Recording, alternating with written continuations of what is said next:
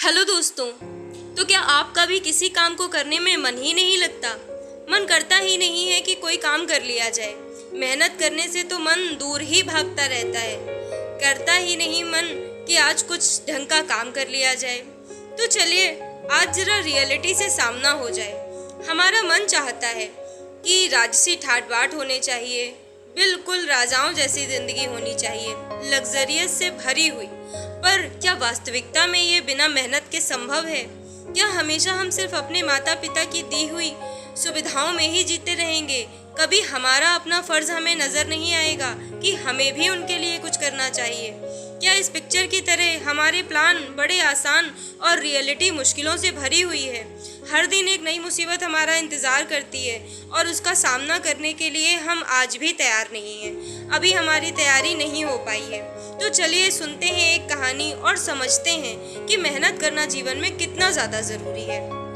एक बार की बात है, एक गुरुजी के आश्रम में कुछ शिष्य आकर उनके चरणों पर गिर गए और उनसे गिड़गिड़ाकर प्रार्थना करने लगे कि गुरुजी, आपके दिए हुए किसी काम को हम समय पर पूरा ही नहीं कर पा रहे हैं, क्योंकि मेहनत करने का हमारा मन ही नहीं करता। कृपया हमारा मार्गदर्शन करें। और गुरुजी हमेशा शिष्यों को एक कथा के माध्यम से ही चीज़ों को समझाया करते थे। तो आइए सुनते हैं गुरुजी की एक नई कहानी जो जीवन को नई दिशा देती है और जीवन में मेहनत करने की महत्ता को समझाती है। तो दोस्तों, एक बार की बात है, एक लड़का था। उसकी माँ ने उसका विवाह कर दिया, परंतु वह कुछ भी कमाता नहीं था। माँ जब भी उसे रोटी परोसती तो उससे कहती कि बेटा ठंडी रोटी खा लो। लड़के को समझ नहीं आया कि माँ ऐसा क्यों कहती है, फिर भी वह चुप रहता था। एक दिन माँ काम से बाहर चली गई तो जाते वक्त बहू से कहकर गई कि बेटे को रोटी दे देना और रोटी देते वक्त बता देना कि ठंडी रोटी खा लो। बहू ने बेटे के लिए बिल्कुल वैसा ही किया। जब पति घर आया तो उसने पति को रोटी परोसते हुए कहा कि लो ठंडी रोटी खा लो। पति ने कहा कि रोटी भी गर्म है, दाल साग भी गर्म है, फिर तुम ठंडी रोटी क्यों कहती हो? वह बोली कि यह तो आपकी माताजी ने कहा था, आपकी माँ ने ऐसा करने के लिए कहा था, इसलिए मैंने कह दिया। वह बोला कि मैं रोटी ही नहीं खाऊंगा, माँ तो ऐसा कहती ही थी, अब तू भी सीख गई है। जब माँ घर आई तो उसने बहू से पूछा कि क्या लड़के ने भोजन कर लिया है? बहू ने कहा कि उन्होंने तो भोजन किया ही नहीं, उल्टा वो तो नाराज हो गए हैं। माँ ने लड़के से जाकर पूछा कि बेटा तूने रोटी क्यों नहीं खाई? बेटे ने कहा कि माँ तू तो रोजाना कहती ही थी कि बेटा ठंडी रोटी खा ले और मैं सह लेता था, पर अब तो मेरी पत्नी भी ये कहना सीख गई है, रोटी तो गर्म होती है। तू बता कि रोटी ठंडी कैसे है? आखिर तू रोज ठंडी रोटी खा ले ऐसा क्यों कहती है? माँ ने पूछा कि बेटा मुझे बता कि ठंडी रोटी किसे कहते हैं? तो बेटे ने कहा कि जो रोटी सुबह बनाई हुई हो वह शाम को ठंडी हो जाती है।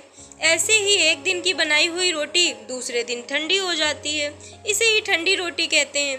माँ ने कहा बेटा अब तो विचार करके देख जरा कि तेरे पिता ने जो कमाई की थी वह ठंडी अब बासी हो चली है, एक ठंडी रोटी हो चली है। गरम और ताज़ी रोटी तो तभी होगी ना जब तू खुद कमा कर लाएगा और खाएगा। लड़का समझ गया और वह माँ से बोला कि माँ अब मैं स्वयं ही कमाऊंगा और गर्मा गर्म रोटी खाऊंगा। तो दोस्तों, इस कहानी से हमें यह शिक्षा मिलती है कि विवाह होने के पश्चात हमें ठंडी रोटी नहीं खानी चाहिए। हमारे माता पिता ने बड़ी मेहनत से हमें पढ़ा लिखा कर बड़ा किया है, हमारे जीवन के सारे कार्यों को सही समय पर पूर्ण किया है और अब हमारा फर्ज है कि हम अपने परिवार का पालन पोषण स्वयं करें। आप विवाह के बाद अपनी पत्नी का और अपने बच्चों का पालन पोषण करना उनके पति का ही धर्म होता है, ना कि अपना और अपने परिवार का बोझ भी आप अपने माता पिता पर ही डाल दें। याद रखिए कि जब कमाई की रोटी ठंडी होती है तो कुछ ऐसा ही हाल होता है। एक उदाहरण से समझते हैं।